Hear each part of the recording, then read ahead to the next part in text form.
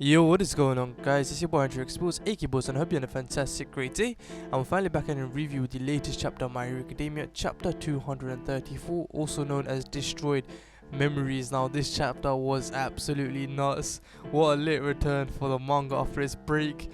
And I don't think that I'm not the only one that screamed right in the end when we saw Gigantomachia, but poggers and hype boys.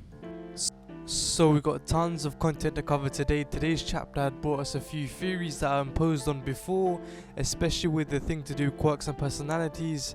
And this is something I brought up on my older channel. If you guys don't know what's happened to that, I've actually lost it. So I really appreciate if you guys can hit that subscribe button on this channel and help me grow back once again. And I know that anime community has got my back. Let's go.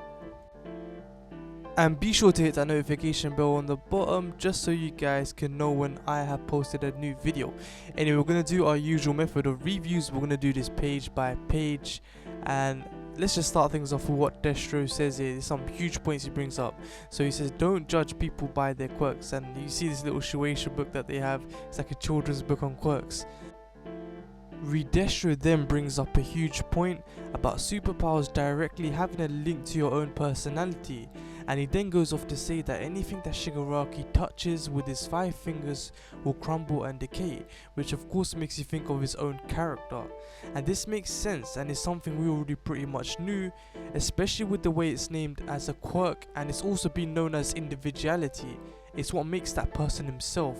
I used this theorem to make my first theory back on my old channel, which was Deku having a previous quirk before One For All. However, the video is now long gone, but I'll be back with a new one. And it's true, the person's character design and colour with personality can pretty much show you what quirk they may carry. I theorized that Destro had a rage quirk since whenever he got angry, his powers seemed to show up, but I was close and it was actually stress. But we know that this is not always the case, since look at Bakugo, with his rashness and irritability, he's still an aspiring hero. And Destro was spot on. Shigaraki definitely lusts for destruction. It makes you think what pushed him towards this edge and caused his mind to become this shattered. And we get some glimpses of these memories. We already knew the hands that Shigaraki carries is actually his family members, and all of these he carries to maintain and remember all of his feelings from anger to frustration. And we see another flashback of Hana, who is Shigaraki's sister, and she seems to be comforting him once again. And if you look closely at his hands, you can see the irritation in his skin. As he got irritated and Destro underestimates our boy Shiggy, he is able to decay a bit of Destro's hand with his pretty much awakened quirk. And Destro then talks more on awakening, which confirms another small theory I talked on and we already could guess, that putting yourself under immense pressure will force an awakening, just as we saw with both Toga and our boy Shiggy. It's even possible that Kirishima had a similar result back in Overhaul's arc, but this is something we can get into later. And he also notices how Shigaraki has improved in his physical combat. The way it was described says enough. Destro says he is fast and has minimized unnecessary movements, and that he is as agile as a cat. Very slick.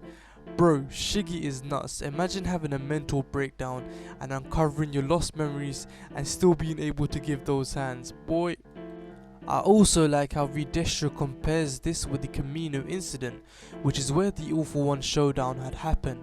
He sees this as if Shiggy had this type of fighting ability back then, he would have been able to fight off a couple of heroes. Thus he noticed that he had gone through a huge train off as of recent. Now back to more on Destro. His quirk is nuts. This is gonna look fire animated. I like how he has a stress output and he uses 80%, and we see the kind of full beast mode which we expected. Bro, he just reminds me a little bit of Mob Psycho 100.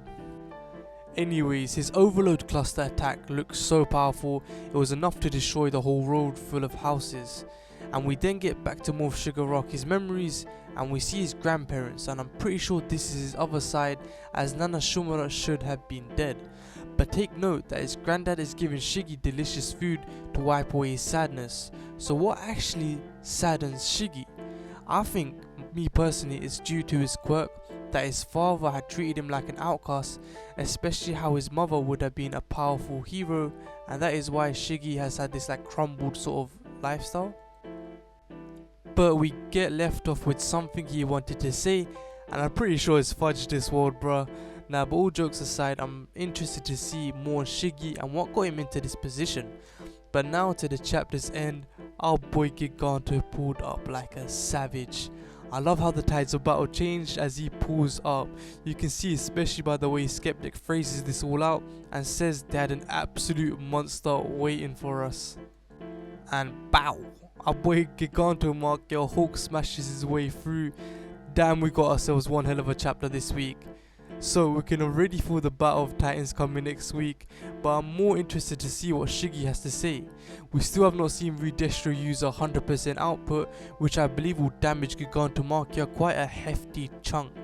And I'm still interested to see what's happened with our boy Dabby versus Apocrypha.